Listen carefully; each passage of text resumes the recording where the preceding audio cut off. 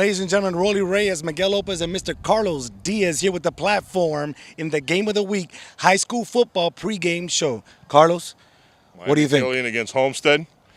Homestead gave Cypress Bay all they could handle last week, came up a little bit short. We'll see if Killian's lack of size on the offensive line, but I don't know, man. It might be a barn burner tonight. Miguel, what do you think about tonight's game? What I think Homestead going to take because I saw the coach early this day and he looked really upset.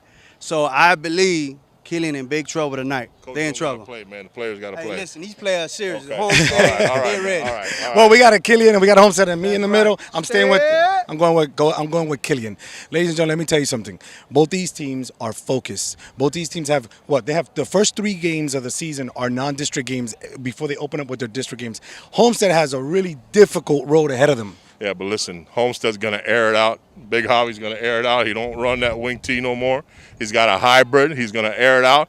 And if Killian falls behind, they're going to have trouble catching up running that wing T. That's my thoughts. I agree with you. You know, me and Miguel talked about this a little bit earlier, and what did I tell you? As a matter of fact, we were talking to the head coach from Homestead, and I said the same exact thing. Then I told him, I said, Coach, I'm sorry, I picked Killian because if Killian falls behind early, Homestead's got him. You know what I'm saying? If it's a barn burner, man, I don't know. I think Killian's going to win this out. What I can say is I don't know which quarterback's going to play tonight. But if they play that freshman, I'm going all. Matter of fact, I'm still going with Homestead. But you got the All-American over there in Killian's side. You know what I'm saying? That kid there is superstar. If he get his game together, he's going to help the other kids on Killian go to that next level too. So that's what I look at. Defend on Killian. There's a lot of subtitles in today's game. You got Pat Burrows over at Homestead. You got Corey Johnson over at Killian. They both coach together at Southwest. I'm sure each one of them wants to beat the other one, okay? We got Joe McCrink on one side. We got Big Javi on the other side. I'm sure they want to get it on too. But, hey, you know.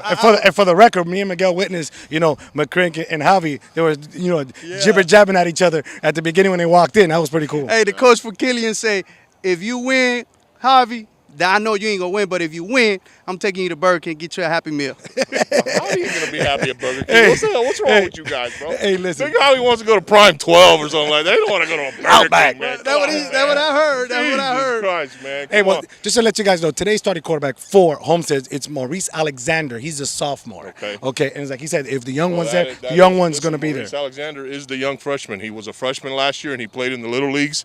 He still played at the Little League. He is a sophomore this year. And that is our man right there. That's your man. He's number 3, and we're going to have to keep our eye on him. And, of course, you got the big receiver over there, Mr. Lane, all right, 6'2", 185 pounds. Just throw him the ball. He already said, hey, coach, just throw it to me. My favorite name in all of high school football, Mario Messier. He goes both ways for Homestead. Kid sounds like he should be playing hockey. Hell of a player. Mario Messier is number 5. We got to keep our eye out for Mario Messier, okay? The other receiver we got to keep our eye out is going to be Johnny Hennix with number 4. So Homestead, they're very excited. They feel like they're gonna handle this. I think they're real excited because guess what? They're playing down south, and when these kids play each other on the south side, it's like we got to be the best. It's like I give you prime example when Columbus plays South Ridge, they playing for all the marble. It's like here tonight. Killian versus Homestead. It's the South. I almost didn't make it in the door. South Ridge players get me at the door because I picked Coral Gables against them. What do you mean you're picking against us? Listen, man, it's going to be a great game. You can see behind us. You got Miami Killian on the west side. You got Homestead over on the east side. We're here at South Ridge Park. It's going to be a great game tonight. And well, you know what? We talked about Homestead. Let's talk a little bit about Killian here. Okay. Who's going to be covering for Killian? Who's going to be covering? Well, let's talk about a kid that was at starting corner at Columbus. Yes. Number 21, we call him the True, Jermaine Washington. Okay. Jermaine Washington's got all the talent in the world. I'm sure Coach Mara would still love to have him over at Columbus, but I'm sure Coach Johnson's happy that he's over here. We had Coach McCrink on the show a couple of weeks ago. He talked about a young running back he's got coming up, and hopefully we'll get to be able to see that coming on. But I think it's going to be a great game. Well, coming out, we got Homestead's coming out the locker room. Being led by Big Javi. Big Javi. Okay. Well, keeping on with Killian, we got, Jaquan Johnson. He's going to be number 4, playing running back and playing defense. That's the All-American over there. That's what I'm saying. This kid right here alone from last year, I mean, he just turned it away. This year he's doing the same thing, but again, he have enough talent around him that he's going to hype it up. That I believe Killian will hang in this game. It's not going to be a blowout. It's going to come down to the grind. Hold on, listen. You also have a fullback, Harry Jones, number 7, who I was told he's a senior. So let's keep our eye on Mr. Jones because I hear that he's the one that's gonna be doing the pounding and grounding. Yeah, Homestead doesn't look like they have a lot of guys on their team, but everybody else looks like they're ready to go, man. That number 2 looks like he should be at the next level or something, you know. But got the national anthem going on. So we'll be right back, ladies and gentlemen, in a little bit. Yeah, this is Carlos and Rolly from the platform here at Miami Killian Homestead halftime. As you can see on the scoreboard behind me, it's a rout. Killian 35, Homestead 0. Rolly, they've dominated every phase of the game. Field position, turnovers, time of possession, in the air, on the ground. The Cougars are rolling. Homestead doesn't. They just. I don't know. Rolly. Well, you know what? It's that sophomore, the sensational sophomore show here. And it's not even on the ground mainly. It's in the air. You know, Jaquan Johnson has a 49-yard touchdown pass, 28-yard touchdown pass. And, of course, he's have a lot of swifty runs that's kept them with first downs. And the time possession is out of control. Absolutely. Miguel's been behind the camera. Miguel, you want to come over here and tell us what your bird's eye view behind the camera has been? They started the young quarterback. They pulled him out. It's been Killian all the way. We were talking about it right now. Field possession. This whole game, this whole half has been played on Killian's side of the field, and it's a total domination. I was going for the quarterback. Don't believe it or not, that's the quarterback. He's young, but hey, that defense, that's a killing defense over there, man. Matter of fact, the safety, if you're looking at the game, the safety's back there. They got the strong and free, and they're not giving nothing up the field. Everything got to be inside. Killian doing their job. Homestead got to do something to change that up. Their running back's not doing nothing. The wide receivers, they're getting open, but the ball is not getting on time. So the quarterback need to get it together, man. I know the coach is over there talking to him now, but I believe they will start him again in the third quarter. Homestead's come out really, really flat. It looks like to me they don't have an identity. Are they going to throw the ball? Are they going to run the ball? They've been totally dominated. Turnovers, safety. It's been a one-way show, guys. I didn't see it coming like this. Well, you know what? I did see it coming like this, but not this bad. Let me tell you something. First drive, 3 and out. Second drive, 2 and out, and with a corner blitz, 2 and safety. Yeah, right. It was a corner blitz safety, and then now look what we got. Bad snaps. I'm telling you guys right now that wing T, they just don't have an answer for it. So let's just see what happens in the second half. So let me ask you a question. Is Killian really that good? Or is Cypress Bay just that bad? Because this has been a total domination here. Let's talk about something about the offensive coordinators for Killian, guys. Let's just look at this. You have Rodari Revere with a 1-yard touchdown. Number 1 who injured his knee and now he's out. You have Tadam James who has a 10-yard TD run. You also have the kid that Mr. McCrink talked about, Mr. Armando Martinez, has a 6-yard TD touchdown run. And then, of course, you have Jaquan Johnson has 2 touchdowns. So they're spreading it around. And listen, how about number 99 on defense, man? Wow, that kid can ball, man. Hey, he's being double-teamed, and he's still ripping and swimming. Unbelievable. And listen, the All-American hasn't disappointed either. You saw what he could do. I told you, if he spark it up, the team going to go around him. As you can see, the receiver, the quarterback, the running back, the fullback on Killian itself, the line is doing great. Again, Homestead, I don't know what to say. I know they can do it, but the offensive line need to help. I'm going to tell you something.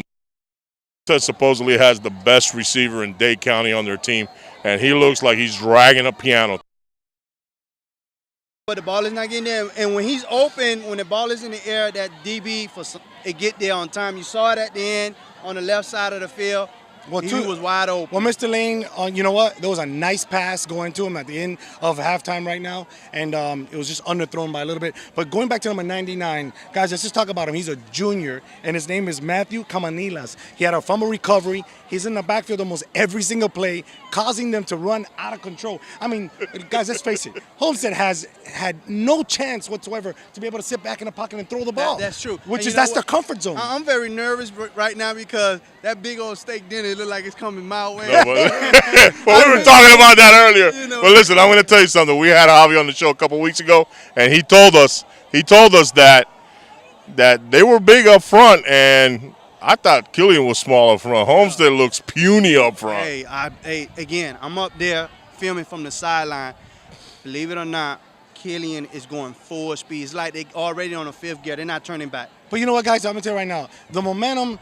There is no momentum. Right. Killian from the kickoff to right now. It's just like Homestead's deflated. They don't. It's crazy. Hopefully in the second half it's not 60-something to nothing. Let's see if Mr. Javi can get these kids going. When that safety, when they got that safety, it was over. Listen, while everybody was out playing 7-on-7 and Homestead was tearing it up playing 7-on-7, Killian was working hard because they've come out of the gate on fire. You know, we was told, you know, that Homestead's running a little slow for some reason. They got to get it to that next level. But again, it comes down to that offensive line. If that offensive line can't get it together tonight, matter of fact, the score itself, I'm old school. I'm like an old coach.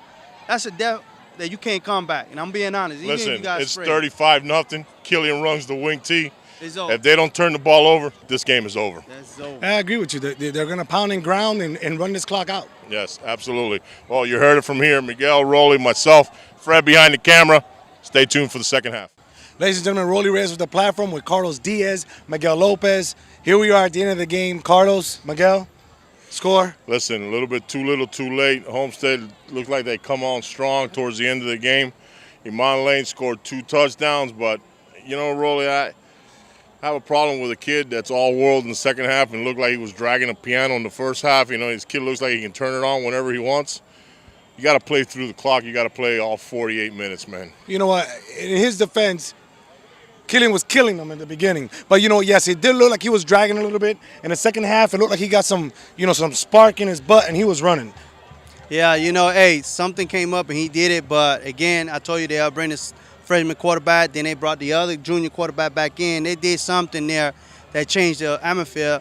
But it's still, that Killian defense just stood there, man. Hey, I don't know what to say about Killian. Hey, they proved me wrong tonight. I thought they were going to outsmart themselves at the beginning of the game, at the beginning of the second half. Hey. They come out, they're up by 28, and they come out throwing the ball. That sunset pick not looking that bad nowadays. Hey, I'm not. Hey, listen. I picked Killian here, ladies and gentlemen. Look, Homestead was throwing the ball more than running the ball. Killian felt like let us run first before we open the passing game. Another thing. And then what type of offense you they know, were running again? Miguel, another thing, you know, the young quarterback came in early. He didn't do nothing. They replaced him with the older quarterback. He looked like he was moving the team. They brought the young quarterback in again in the fourth quarter. First play, he fumbles. They lose the ball. Momentum out the window. I don't know what's, you know. Well, they got to make a decision. I'm going to tell you guys, there. you know, this second half, Killian came out throwing, stopping the clock, punted. Homestead got the ball. Iman had a nice run back, but they called it back because he stepped out of bounds on a 30. 3 plays later, they scored, number 4. Then now all of a sudden, Homestead's getting a little bit of life, got sparked up. You know, took them a while to get going again because then Killian, what they do? They started pounding and pounding and pounding. And as you can see, how many players went down on both sides of the field? I mean, it was a it was a hard-hitting game. It was a hard-hitting game, but I'm going to tell you something right now. Homestead better recuperate real quick. They got South Ridge next week. They got Coral Reef after that. And then they got Beleng after that. So it's a tough road. They can be 0-4 the next 3 weeks. Absolutely. That's a tough road. And you know what? Killian doesn't have an easy road because they got, what, South Miami, Edison, and South Ridge. That's the game that everybody is talking about already, about South Ridge, because we're looking at South Ridge. They're going to be ready for Killian too. So, you know. I think by the time Killian gets to South Ridge, they'll be 3-0. I don't think South Miami and Edison has nothing for Killian from what we saw here today. Well, you know what? Homestead's first district game will be against Belen, and they also run the wing T, so Homestead better get it together. That's one thing I can say. A Dade County public school, for some reason, cannot work.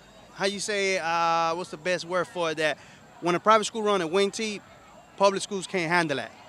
Yeah, for some reason, I'm going to tell you right now, there's only one private school that runs the wing T, and they run it to perfection, and that's Coach Stewart over at Beleng. And I'm going to tell you something, man.